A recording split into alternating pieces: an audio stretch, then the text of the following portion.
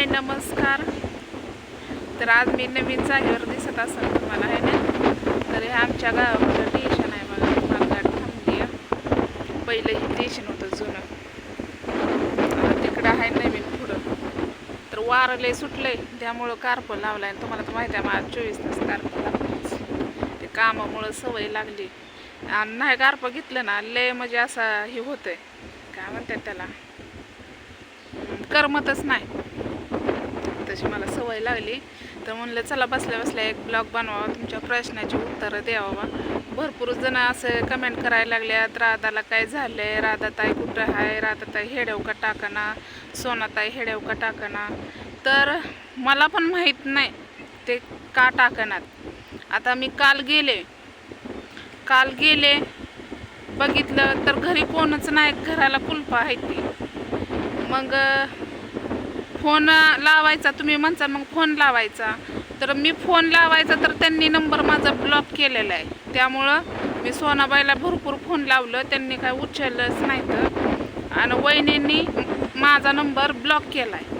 त्यामुळं मला काहीच माहीत नाही की त्या कुठं गेले ते. पण कुठं पण गेले असतील तर गेले असतील. म्हणजे काल मी फोन केला होता भाऊजाईला बारक्या, तर म्हणजे स्वाती तुम्हाला माहितीच असेल. त्यांना फोन केला, म्हणलं राधा वहिनी आलेत का, तर त्या म्हणल्या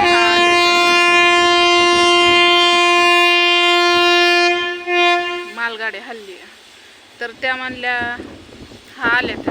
आता आले त्या म्हणल्यावर त्यांनी म्हणायचं होतं की देऊ का, पण वहिनीला काय माहिती माझ्यासोबत काय झालंय काय नाही, काय टेन्शन आहे, कशाचं टेन्शन आहे, नेमकं काय झालंय मला पण माहीत नाही. मला दुसरीकडूनच कळलं, म्हणजे दुसरीकडून कळायच्या ऐवजी त्यांच्याकडून कळलं असतं तर बरं झालं असतं.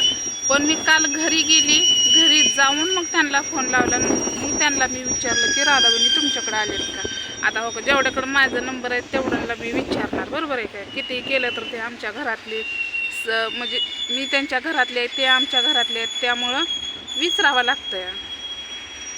आता राहिला प्रश्न, तुम्ही म्हणजे कमेंट मला यायला लागल्या ना तशा की राधाताईला बरं वाटणं, बहुतेक बरंच वाटत नाही त्यांना, त्यामुळेच ते आजार आहे. आणि माझ्याकडं हो का, तुम्ही माणसाल मग जायचं तर माझ्याकडं नाहीत पैसे ते जायला, पैसा पाणी लागतो जायचं म्हणलं तर रिकामी हाताने जाऊ शकत नाही, बरोबर आहे का नाही.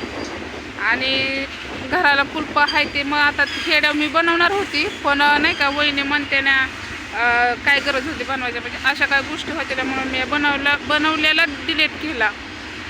म्हणलं नको, ते असते तर ते वेगळं आहे, हेडव बनवून टाकायचं, कारण त्यांच्या समोर टाकू शकतो आपण. आणि त्यांच्या महागा असा हेडव काढून ते बरोबर दिसत नाही. मालगाडी हल्ली चालली, तर म्हणून मी काय केलं, नको म्हणलं, बरोबर नाही, मला माझ्या बुद्धीला योग्य वाटलं नाही म्हणून नाही टाकलं. नाही, कमेंट अशा यायला लागल्या सारख्या. मग आता मला पण माहिती आहे तुम्ही यूट्यूब फॅमिली आहे राधाताईची, आणि तुम्हाला तर माहिती आहे आम्ही दोघी नणंद भाऊजाया कमी आहे, पण मैत्रिणी जास्त आहे, बरोबर आहे का नाही. तर त्याच्यामुळं का नाही जास्त मला टेन्शन यायला लागलं की वहिनी कुठं गेल्या काल. पण ज्यावेळेस मला मी फोन लावला त्यावेळेस मी विचारलं तर त्या म्हणल्या हा इथंच आल्यात. तर त्या गेल्या त्या मोहोळला, म्हणजे सचिनकड, म्हणजे तुम्हाला माहिती आहे मग नाव घेतलं की जावाकडे गेल्यात.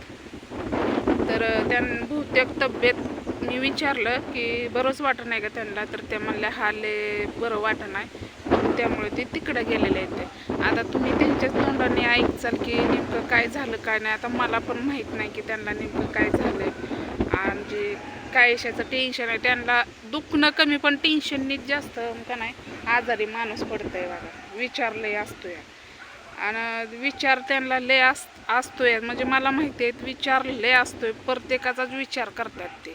त्यामुळं का नाही त्यांना टेन्शनमुळंच म्हणजे डिप्रेशनमध्ये जातं माणूस टेन्शनने.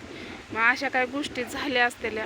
आता मी काय म्हणत नाही माझ्या तोंडाने की असं तसं, ते त्यांनाच माहिती. जेव्हा त्यांचा हेडेव येईल मी पण त्यांच्या हेडेवची रोज वाट बघते की. पण अशा कमेंट यायला लागल्या ना राधाताई आजारी आहेत का, राधाताईला नेमकं काय झालं, हेडेव टाकणं असं तसं. आता हो का, माझं जेवढं कर्तव्य आहे तेवढं मी पार पाडलं. आता त्यांना फोन मी एकदा लाविलच, कारण नंबर तर ब्लॉक केल्यामुळं मला लावू वाटत नाही. पण सोनाबाईच्या मोबाईलवर भरपूर लावलं, पण एक पण असं नाही का फोन उचलला नाही. त्यामुळं मला काय अजून त्यांना परत फोन लावू वाटत ना. पण एवढं तर कळलं की त्या तिकडं गेले जावंकडं, बस एवढंच माहिती आहे मला. आणि आजारी आहेत, एवढ्याच 2 गोष्टी माहिती आहेत, बाकी काय नाही. तर मला पण माहिती आहे तुम्ही यूट्यूब फॅमिली आहे राधाताईची, तुम्हाला पण काळजी वाटत असेल की राधाताईची हेडेव काय येणार. हेडेव आता जवळजवळ 8-15 दिवस होत आलं त्यांचं काही हेडेवच नाही. तर आता बघा काय करणारी, मला पण तिकडे जाणं होत नव्हतं. आता मी कुठं चालली, मी चालली साड्या आपल्याला लग्नाच्या आलेल्या आयर ते शिवायला चालली जीवूरला. माझ्याकडे पैसे नाहीत म्हणून चालली. आता ते टाकते, जेव्हा पैसे येतील तेव्हा आपलं करायचं. काय जेव्हा पैसे येतील तेव्हा आपलं करायचं. तर चला मी पडेल जाते. बघा काय होत आहे माहिती का, मी आड्याला आली आणि मालगाडी उभा राहिली होती का, मालगाडी उभा राहिली आणि मालगाडी म्हटला माणूस काय म्हणतो, अहो तिकडे जावा, तिकडं हात केला मला, म्हणून मी या साईडला आली, बाकी काहीच नाही. नाही तर तुम्ही म्हणसान की का बरं या साईडला आले, तर ती काय तिकडं स्टेशन आहे एक, आणि तिकडं लांब आणि हे जुनं आमचं स्टेशन आहे. तर चला, हे वावलं असलं तर नक्कीच लाईक करायला विसरू नका. बाय.